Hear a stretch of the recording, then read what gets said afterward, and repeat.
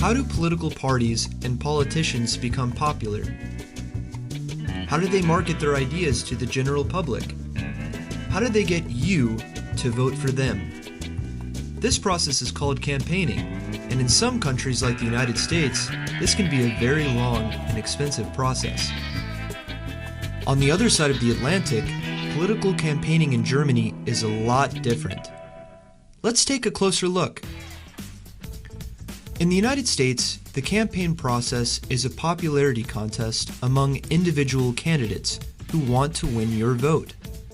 In Germany, the popularity contest is more about the political parties than those running for office.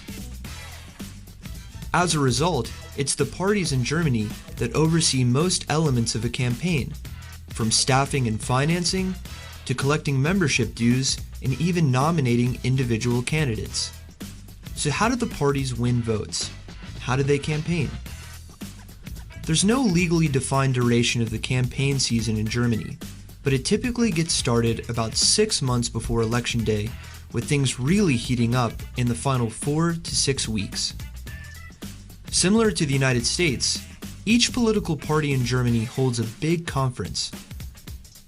This is when each party determines its official platform, a manifesto of sorts designed to inform the voting public about the policies it intends to champion when in government. Around this time, parties also choose their chancellor candidate, a person who embodies the ideals of the party and will carry its flag through Election Day.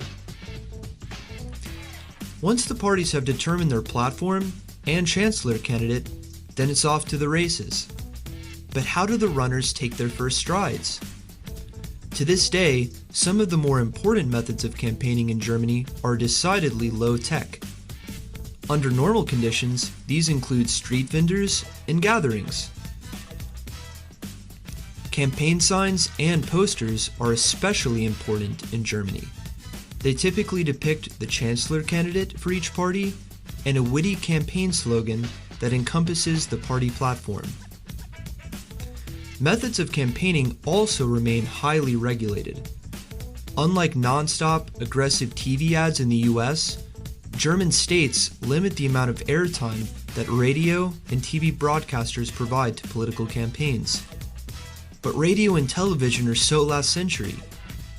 In addition to the traditional forms of campaigning in Germany, more and more political campaigns have shifted online, where parties can connect directly with potential voters. This method of campaigning has become more important during the COVID-19 pandemic. In Germany, online disinformation campaigns have traditionally had little effect on swaying voter opinion, but recent developments during the pandemic have seen a minority of citizens fall victim to such malign activity. But what about campaign finance? Do the parties need billions of euros to make it through Election Day and beyond? The answer is no. Germany's political parties are supported by both government and private funds. Political parties receive government funds based on their election performance. To qualify, they have to obtain at least 0.5% of the vote in the latest national or European election, or 1% in the latest election in one of Germany's 16 states. In addition to public funds, German political parties also receive private funds.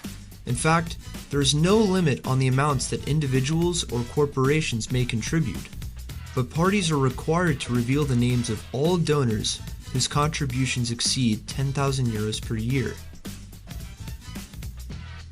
Donations from charitable organizations, trade unions, and other interest groups are also not allowed. So, with messages sharpened and campaign cash in hand, candidates pound the pavement across the country to rally the party faithful and to lure those elusive undecided voters to their side. As Election Day arrives, campaigns come to a close. The elevator speech has reached the top floor. The parties have had their chance to pitch their vision for the future of Germany, its role in the EU, and even globally. It's now up to the voters to decide who will lead Germany forward.